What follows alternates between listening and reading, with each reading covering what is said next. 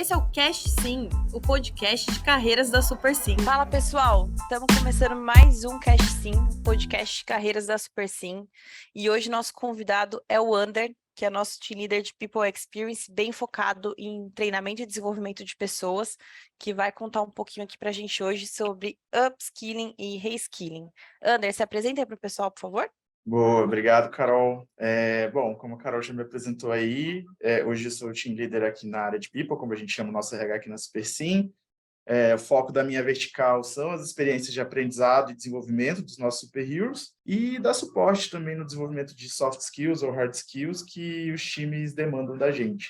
Bom, então vamos começar falando sobre o tema. Queria que você começasse explicando para o pessoal o que é upskilling e o que é reskilling, por favor.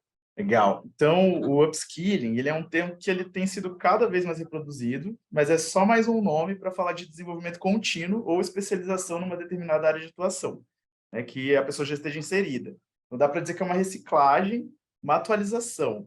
Então, no meu caso, por exemplo, se eu quisesse me aprofundar mais nos temas de RH, algo que talvez não seja o meu foco hoje, expandir meu conhecimento teórico, praticar mais esse conhecimento até que ele se torne uma atitude mais natural para mim, e assim fortalecer a minha competência em RH de uma forma geral. Já o reskilling, ele é sobre desenvolver conhecimento teórico, prática e atitude também em áreas diferentes da que a pessoa já atua. Sobre construir uma nova competência. Tipo o seu caso, Carol. Como a gente já conversou, né, no episódio anterior, você transitou de People para uma carreira muito mais abrangente como Chief of Staff, e aí teve vários aprendizados e ainda está aprendendo, né, sobre as outras áreas do negócio aqui na Super Sim.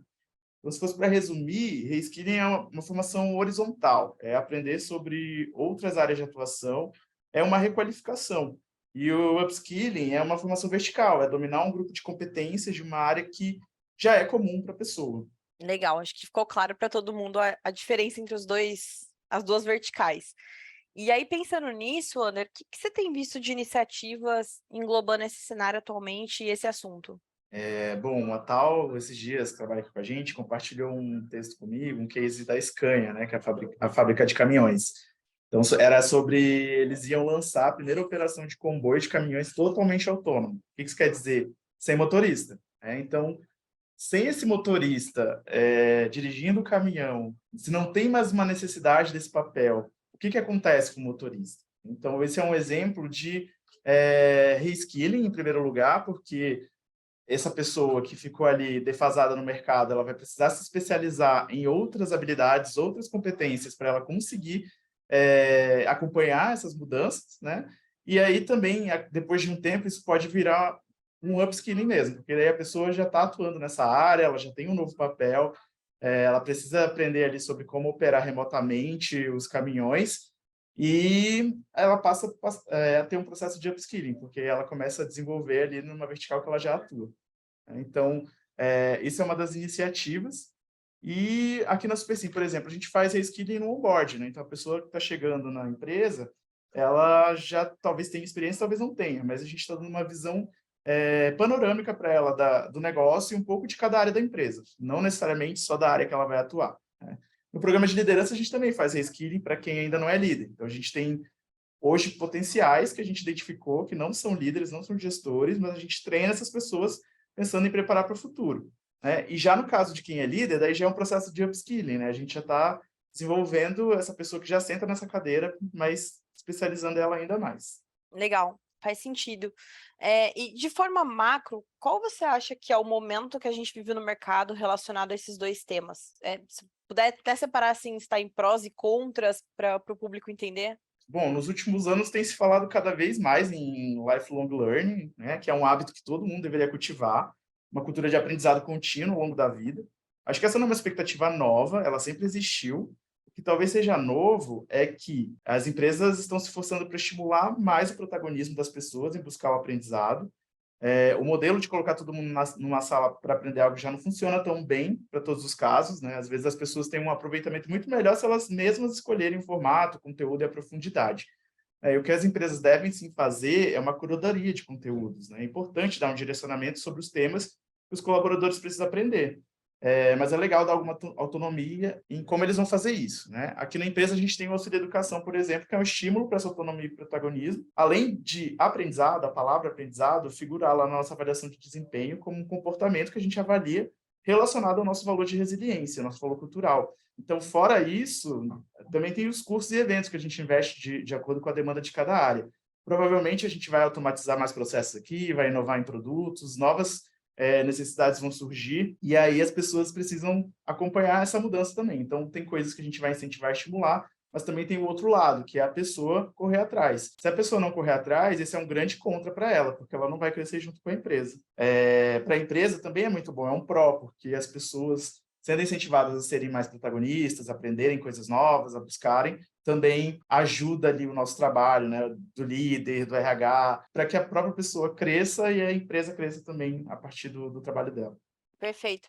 E aqui na Supersim a gente tem bastante essa cultura do reskilling, né? De pessoas migrarem de área, terem oportunidades em outras verticais e podem se desenvolver, conhecer coisas novas. Então, acho que isso é importante de forma geral. E falando de inovação agora, o que você tem visto de inovação e iniciativa sobre esse tema também no mercado? Algumas profissões que existem hoje, elas são muito novas, né? Então, surgiram há pouco tempo. Um exemplo prático é o cargo de uma pessoa que é engenheira de machine learning, por exemplo, né? Essa área se destacou com o crescimento da área de dados, então, e com o avanço das automações nas empresas, né? Tem uma pesquisa, aquela pesquisa que acontece todo ano sobre o futuro do trabalho, aí tem a de 2020, que aponta que até 2025, alguns skills vão ser priorizados, né? Então, considerando aí alguns skills comportamentais, tem pensamento crítico, análise e resolução de problemas complexos, além de habilidade de autogestão, como aprendizado ativo, resiliência, tolerância ao estresse e flexibilidade. Mas esse skill aí de resolução de problemas complexos é algo que você pode aplicar no desenvolvimento de uma competência técnica ou no desenvolvimento de uma automatização que vai gerar essa necessidade aí da pessoa correr atrás também. Então, essa mesma pesquisa apontou aí que nos últimos anos cresceu bastante a procura por desenvolvimento de data science, armazenamento de dados, inteligência artificial, ferramentas de desenvolvimento e rede de computadores. Isso é bem interessante, porque a gente pensa em como que essa mudança que vem tendo na necessidade de algumas skills específicas e no que as pessoas deveriam focar, vai mudando ao longo do tempo, conforme a inovação vai crescendo, né? E como que você vê que isso afeta a vida de um colaborador hoje, de um trabalhador de qualquer setor? Então, quem não aprender a aprender vai ficar para trás, né? Então, hoje eu vejo pouco engajamento com leitura de livro, por exemplo, até me assusta um pouco. A impressão é que o público consumidor de livros está diminuindo, mas talvez eu esteja sendo sensacionalista, né? Mas isso me obriga, por exemplo, no meu trabalho, a fazer uma curadoria em diversos formatos, por exemplo. Então, para conseguir engajar a galera a querer aprender e escolher o modelo que melhor funcione para elas, a gente tem que buscar de diferentes formas. Então, no programa de liderança aqui da Supersim, na turma de tech, a gente deu a possibilidade deles escolherem entre a compra do livro físico ou de um audiobook. Mas é isso, assim, o RH, o líder, eles devem evitar a postura de talvez se tornar babá do time, né, nesse sentido, porque só vai crescer mesmo quem praticar upskilling e reskilling, já que algumas profissões elas vão deixar de fazer sentido, né, que nem o exemplo que a gente falou ali no início da Scania e do motorista. E já que você é o líder da nossa vertical na Supersim, que trabalha com treinamento e desenvolvimento de pessoas, conta um pouquinho para a galera como que aqui na Supersim a gente tem se preparado para esse cenário, o que a gente tem feito. Então, esse ano a gente quer fortalecer as nossas iniciativas de aprendizado, né? Então, uma das ideias é criar o nosso grupo de influencers, né? Que além de ajudar na disseminação da comunicação interna, também ajude a fazer essas curadorias de conteúdo, né? Para a gente incluir na nossa plataforma interna de aprendizado. Então, esse foi um dos motivos para a gente ter contratado a CalRocks para isso, né? Para fortalecer a nossa base de conhecimento e criar as trilhas de aprendizagem. Você é um exemplo até, você já criou 2 trilhas ali bem legais para marketing de dados para os jovens aprendizes, né? Então, a minha expectativa é que para o nosso processo de aprendizagem, é que além desses influencers, os gestores também ajudem cada vez mais nessa curadoria. Legal.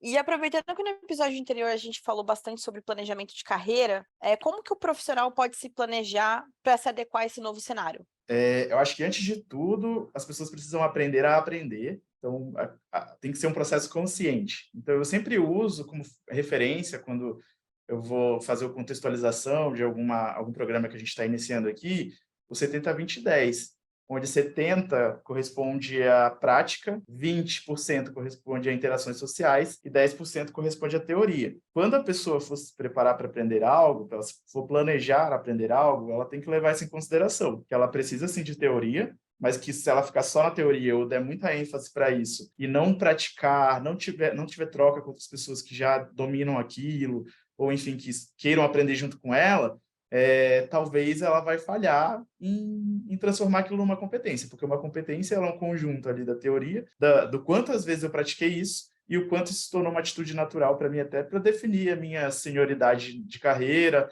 ou até o nível de conhecimento que eu tenho de um determinado assunto, se é básico, intermediário, avançado. Mas um ótimo jeito prático de se organizar para aprender é criar um PDI. Então, hoje a gente tem aqui na FIDS, nossa ferramenta de engajamento e desenvolvimento, que ajuda muito nesse processo. Então, no PDI você pode definir um objetivo de aprendizado e criar tarefas com prazo para conseguir se dedicar. Então, se você quer aprender sobre liderança, por exemplo, uma das tarefas pode ser fazer um curso, outra tarefa pode ser ter encontros periódicos com alguém que vai ser seu mentor ou mentora, outra pode ser um livro, né? Então, inclusive, tem um livro muito bom de liderança que é Os Primeiros 90 Dias. Então, aqui já teria um plano montado para a pessoa. Você teria que definir os prazos que ela ia fazer cada uma dessas tarefas, né? Quando ela ia fazer o curso, quando ela ia ler o livro, quando ela ia ter os encontros com o mentor. Também pode ser que alguém da nossa operação queira ir para uma área de dados, né? E aí essa pessoa vai precisar aprender alguma linguagem de programação, aprender Python. Ela pode também criar um PDI para isso, né? Acho que isso foi uma das coisas que você incluiu lá na trilha de dados para os jovens aprendizes, né? E tem um outro exercício que é bem legal, que chama Mapa de Aprendizagem. Ele foi criado pelo Alex Bretas, que é um dos maiores entusiastas do Lifelong Learning, e inclusive, ele montou a própria graduação dele com financiamento coletivo, né? Ele não frequentou uma faculdade, ele montou o currículo dele dessa forma. E essa ferramenta que ele criou é o CEP mais R, que é uma ferramenta, basicamente, é um framework onde você vai colocar ali, o CEP mais R é uma sigla, né? Então, o C é de conteúdos, o E de experiências, o P de pessoas e o R de redes. Então, em conteúdos, você vai colocar a teoria que você quer consumir, seja através de livro, de vídeo, de curso ou qualquer outra forma. As experiências é como você vai praticar isso, como você vai tirar da teoria para colocar na prática. Pessoas é quem são as pessoas referência naquele tema que você pode se conectar para aprender um pouco mais.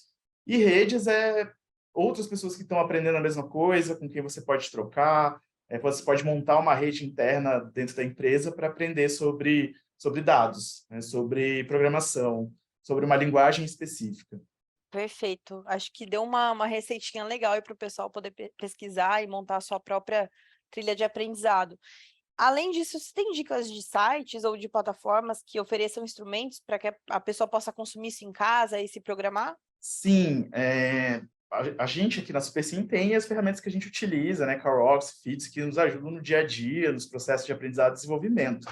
Mas existem diversas plataformas que são similares, de acordo com cada empresa, né? Então, acho que vale para quem estiver ouvindo e não faz parte da SuperSim buscar na sua empresa quais são essas formas, como que vocês podem se planejar melhor. Mas qualquer pessoa pode criar uma conta gratuita no Google e montar um PDI numa planilha, por exemplo, né? E para entender mais sobre o processo de aprendizagem, sobre como se planejar para aprender algo, uma nova habilidade, uma nova competência, eu indico também o blog do próprio Alex Bretas, que eu citei ali antes, na pergunta anterior, que ele dá muitas dicas sobre como aprender a aprender. Então, acho que essas seriam as dicas que eu tenho para compartilhar. Legal. E para quem quiser também, aqui nos nossos outros episódios do podcast, a gente tem exemplos de upskilling e reskilling. A gente tem o primeiro podcast que foi com a Carol, que migrou de carreira, saiu da área de biológicas para virar programadora, o Daniel, que saiu de consultor para ir para a área de dados, e temos upskilling também com o Molino, que ele continuou crescendo na área de produto. Então, vocês podem consumir esses outros conteúdos também para entender um pouquinho na prática como esses profissionais se planejaram e colocaram isso para acontecer. Tem o nosso último podcast, como a gente falou, que a gente falou de planejamento de carreira, que tem outros materiais ali também que podem te ajudar. E acho que é isso, assim, o recado é esse, né? O upskilling e o reskilling ele é importante para qualquer profissional, é importante para que você pense na hora de você fazer seu planejamento de aprendizado, de para onde você quer ir, o que você precisa desenvolver. E acho que aqui a gente conseguiu dar bastante dica legal de como você pode se organizar para isso. Ander, muito obrigada pela participação, obrigado pelas dicas. Espero que quem ouviu aí tenha gostado. Valeu, Carol, obrigado aí pelo convite. E vamos aí desenvolver mais temas e estou à disposição sempre que precisar. Valeu, galera. Valeu, galera.